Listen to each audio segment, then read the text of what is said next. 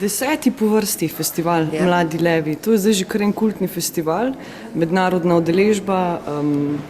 Kako se počutite ob 10. obletnici? Fajn.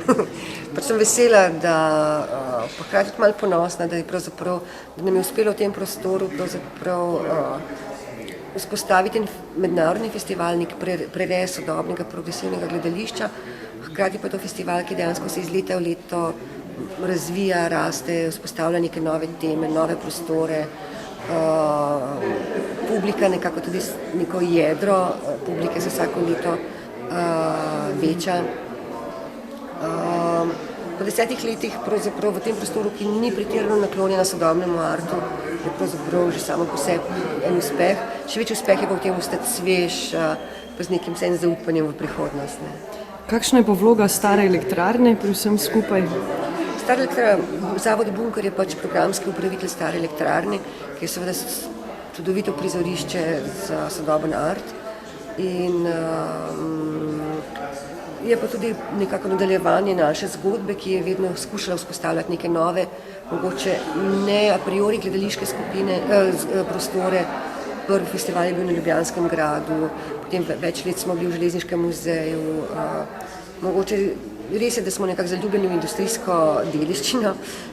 Ta spoj dediščine in nekih sodobnih vsebin se mi zdi, da pač zelo lepo diha. Kako so Mladi levi kaj zunaj, recimo v Evropi ali pa drugje po svetu znani? Kakšne so vaše veze, poznanstva recimo po svetu? Mladi levi so postali zelo referenčna točka, jaz temu rečem, lovci na glave, lovci na mlade talente. Skratka, imamo neko posebno vlogo v mednarodnem prostoru, se pravi, vsi, ki iščejo umetnike, ki bodo jutri postali lahko mainstream, so pravzaprav nekak trademark tega festivala. Vsako leto imamo pač nekaj odkriti, kot so mogoče letos te Kazahstanke ali pa ta Tunizica.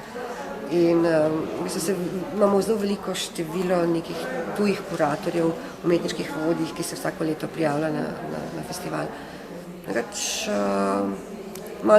Pa znamo tudi po neki zelo dobri atmosferi. Ne. Kako se pa kaj vračajo vsi ti umetniki? Recimo, imate kakšen primer, da se je nekdo, ki je se udeležil prvih Mladih lev, recimo vrnil na 5., 9.? Ja. Celo nekateri, ki ne nastopajo, recimo isto leto, pridejo samo kot obiskovalci, to se nam je že zgodilo. Letos imamo več povratnikov, oba slovenska avtorja, se pravi Sebastian Horvat in Barbara Novakovič-Kolenc je povratnica, oni pa sta prav na prvih levih, to je očitno neka koincidenca. Poleg tega je povratnica Martine Pisani, francoska koreografinja, za katero mislim, da so bili ravno Mladi levi odskočna deska. Mislim, ne vem, če ni bilo celo eno prvih njenih tujih gostovanj nasploh ravno v Ljubljani. In po Ljubljani je dobila, mislim, nekih 10 direktnih vabil, ki so izhajali od tu. In povratnica je Sicilijanka Jema Dantes, ki tudi je zdaj postala v bistvu totalno mednarodna zvezda.